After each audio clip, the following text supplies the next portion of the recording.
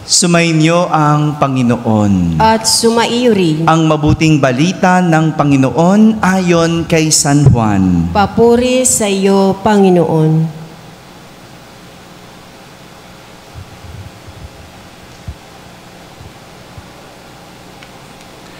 Noong panahong iyon, sinabi ni Jesus sa mga Hudyo, "Ang aking Ama ay patuloy sa paggawa, at gayon din ako." Lalong pinagsikapan ng mga Hudyo na patayin siya, sapagkat nilabag na niya ang batas tungkol sa araw ng pamamahinga, ay sinasabi pa niyang ang Diyos ang kaniyang Ama, at sa gayoy ipinapantay ang sarili sa Diyos. Kaya't sinabi sa kanila ni Jesus, "Dapat ninyong malaman na walang ginagawa ang anak sa kanyang sarili lamang. Ang ginagawa lamang niya ay ang nakikita niyang ginagawa ng Ama. Ang ginagawa ng Ama ay siya ring ginagawa ng anak, sapagkat minamahal ng Ama ang anak, at ipinakikita sa anak ang lahat ng ginagawa niya. At higit pa sa mga ito, ang mga gawang ipakikita sa kanya ng Ama, at maggilalas kayo kung paanong binubuhay ng Ama ang mga patay, gayon din naman bubuhayin ng anak ang sino mang nais niyang buhayin. Hindi humahatol kanino man ang Ama. Ibinigay niya sa anak ang buong kapangyarihang humatol upang parangalan ng lahat ang anak, tulad ng kanilang pagpaparangal sa Ama. Ang hindi nagpaparangal sa anak ay hindi nagpaparangal sa Amang nagsugo sa anak. Sinasabi ko sa inyo, ang nakikinig sa aking salita at nananalig sa nagsugo sa akin ay may buhay na walang hanggan. Hindi na siya hahatulan, kundi inilipat na sa buhay mula sa kamatayan. Tandaan ninyo, darating ang panahon, ngayon na nga, na maririnig ng mga patay ang tinig ng anak ng Diyos, at ang makinig sa Kanya ay mabubuhay. Ang Ama ang may kapangyarihang magbigay buhay, at ang anak ay binigyan niya ng kapangyarihang magbigay buhay. Binigyan din siya ng kapangyarihang humatol, sapagkat siya ang anak ng tao.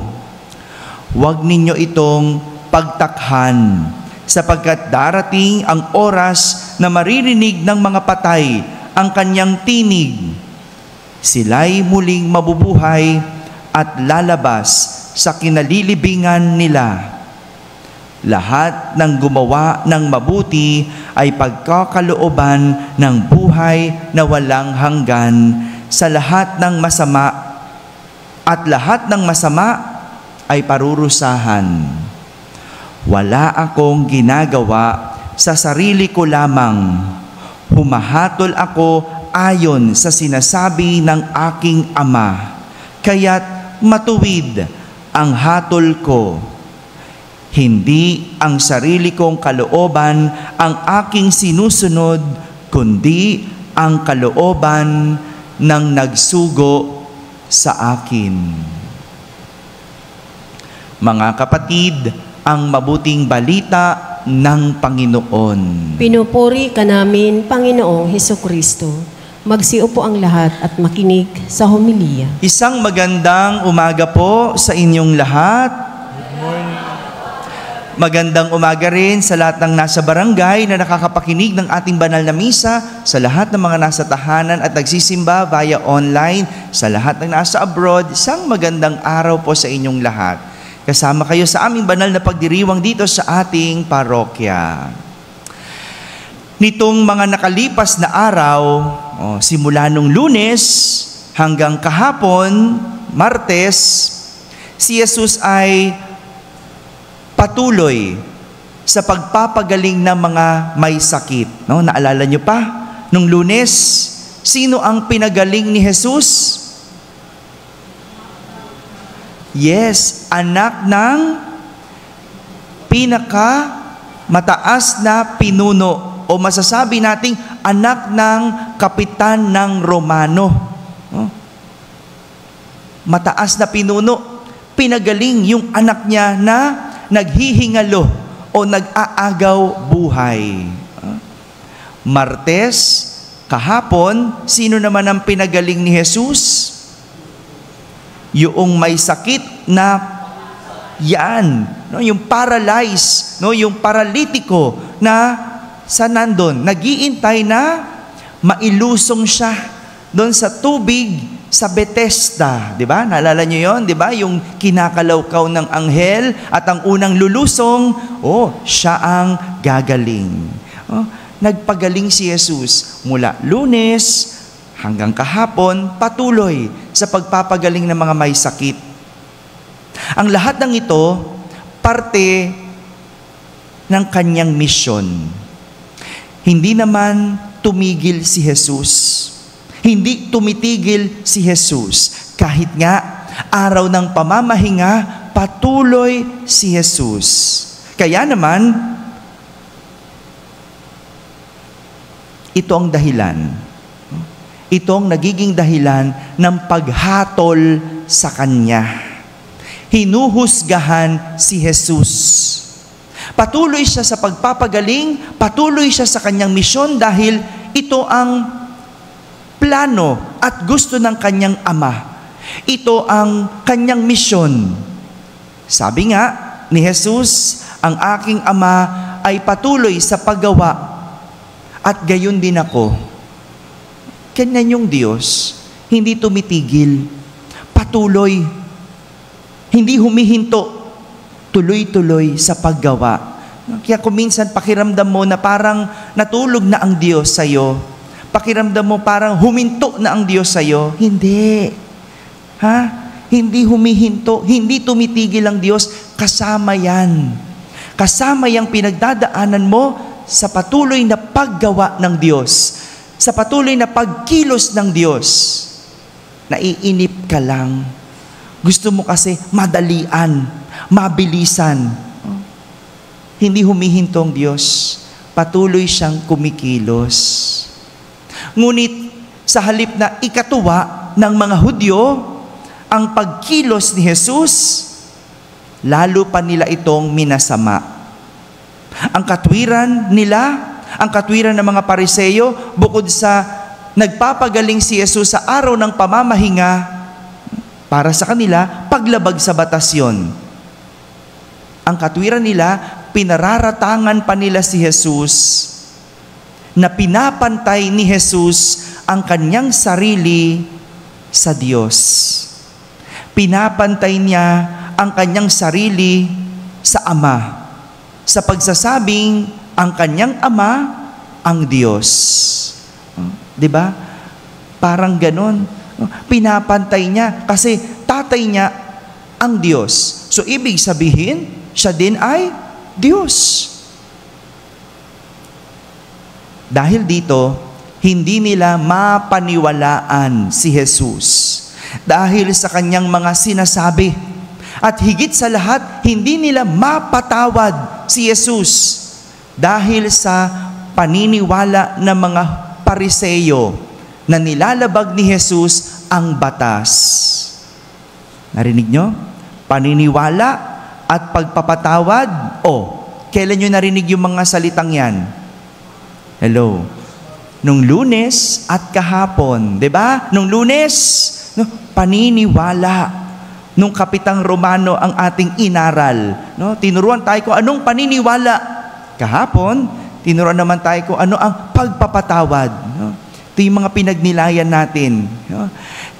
Tinuturuan tayo ni Jesus na maniwala at magpatawad para tayo ay magkaroon ng matuwid na hatol. Matuwid na hatol. Right judgment. Matuwid. Ito ang nais ipamulat ni Jesus sa mga Pariseo na sumisita sa Kanya. Anong sinisita sa Kanya? Yung sinasabi nilang paglabag ni Jesus sa batas.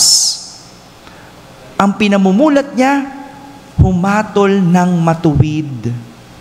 Dahil ang taong marunong humatol ng matuwid, makasusunod sa kalooban ng Diyos.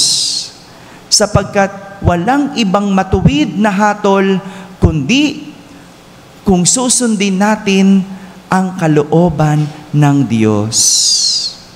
Kung susundin ang kalooban ng Diyos. Ang tao, kapag humahatol, lagi ayon sa kung ano ang tama at mali. Hindi po ba? O mali yan. Tama yan. Mali ito. Tama ito. Ganon tayo humatol, hindi po ba? Kaya ginagamit natin ang ating isip. Inaalam natin anong tama at anong mali. Mali ba yon? Hindi po. Hindi po. Kailangan naman talaga malaman ang tama at mali. Kaya nga may batas para makahatol tayo ng tama at mali. Pero si Jesus, iba kong humatol. Hindi lang kasama ang isip, kundi higit sa lahat kasama ang puso. Puso. Dahil si Jesus, paano humatol? Sabi sa ating unang pagbasa, parang isang ina na hindi kailanman lilimot sa kanyang anak. Sino po mga nanay dito? Taas niyang kamay. Di ba? Ang mga ina, nawawala ang tama at mali pagdating sa anak. Hello? Di ba? Ilang beses na kayong pinagluloko ng inyong mga anak. No? Ilang beses na kayong mga sinuway ng inyong mga anak. Kaya tama lang na parusahan sila. Tama lang na, kalimutan na. Pero hindi gano'n ang nanay eh.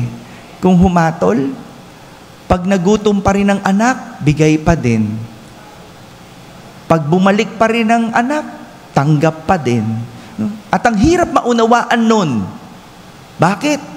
Kasi ang ina pag humatol, hindi lang sa tama at mali, kundi kung ano ang mabuti sa kanilang puso. Araw-araw tayong humaharap sa iba't ibang mga hamon tungkol sa paghatol. No? Tama ba to? Tama ba to? Ito bang gagawin ko? No? Marami tayong ginagawang mga desisyon. At kung paano tayo hahatol, wag lang gamitin ang isip. Gamitin ang puso. Kaya nga dapat pinagdadasal ang lahat. Kinakalma muna, Lord, no? Tama ba ito? Pag nasagot kung tama o mali, sagutin mo naman, mabuti ba ito o masama? Kaya magandang ganun eh. Minsan tama naman yung hangarin natin. Tama naman yung gusto natin, pero mabuti ba ito para sa atin? Makakabuti ba ito o makakasama? Ito yung maganda't pinamumulat sa atin, ang matuwid na hatol. Mahirap ito. Mahirap. Pero kahit mahirap, ito ay mabuti. Mabuti. Mga kapatid, walang iba pang pamantayan ng pagiging matuwid, kundi si Jesus. Si Jesus. Kaya naman, mali ang hatol ng mga Pariseo kay Jesus ay dahil hindi sila naniniwala at hindi nila mapatawad si Jesus. Bakit? Sa batas lang sila nakatingin kung humatol. Ang paghatol na matuwid ay walang iba kundi ang pagsunod sa kalooban ng Diyos gamit ang pag-ibig. Ang paghatol hindi lang gamit ang isip, kundi higit sa lahat, gamit ang puso. Amen.